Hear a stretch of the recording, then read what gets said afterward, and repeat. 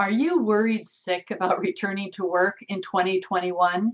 Well, you're part of the more than 70% of people in a recent poll that said they're worried sick. I'm Sarah Graves, and in this video, I'm going to give you 3 tips on how to return to work better than before.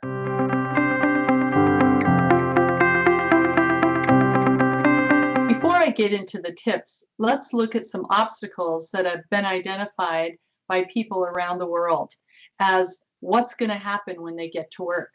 Well, you're going to have to wear PPE consistently. You're going to have to stand 6 feet apart while you're trying to get a cup of coffee or something off the printer.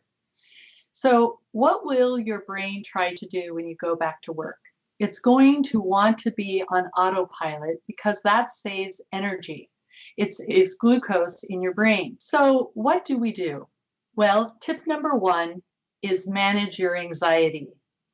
Your brain is wanting to have a shortcut. It's feeling like it's anxious, and that's going to create more stress. So don't pretend like it's not there. Be honest and know that your employees and team and other team members are going to be anxious too. Now, if your anxiety gets to be a lot, check in with your HR department and get some help. There are many ways to manage your anxiety. So let me give you one of my examples. I have a client who's already returned to work.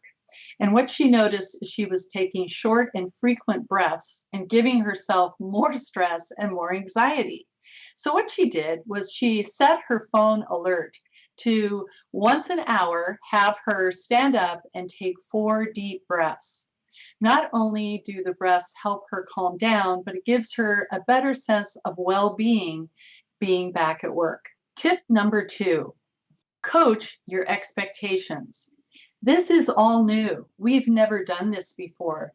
Your organization is going to make mistakes, especially if they're interested in learning and improving as they go along. Be patient, be flexible, be agile, and save an extra dose of your patience for your boss, because your boss has to manage their own emotions plus the team's. No matter what, you're going to get triggered.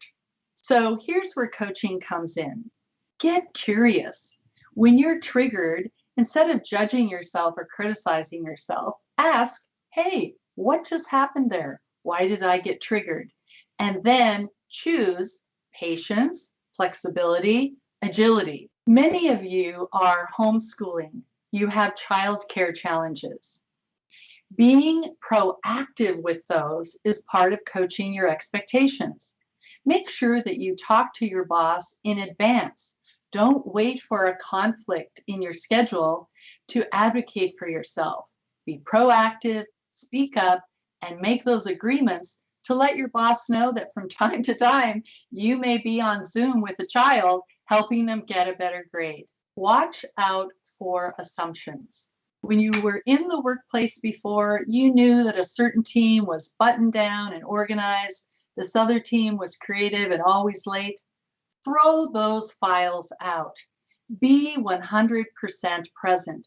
Be willing to learn something new about the people that you're working with. And that's a real coaching tip, because coaches get curious and they bust their biases. So I encourage you to be new, be 100% present with your employees and your team. A great sense of humor is really important, and that leads me to tip number 3. Choose to be a source of joy. As author Ron Cartucci says, when you are kind and doing acts of kindness and giving people space, that raises the vibration in the workplace in a way where the whole team can feel your influence. This is your time to shine. This is your time to lead. So be that positive influence in the workplace and realize that it won't always be like this. If you are out in front and leading with joy and kindness and positivity, it's going to show to the boss and to your whole team. In the next few weeks, who you're being at work is going to be more important than what you're doing at work.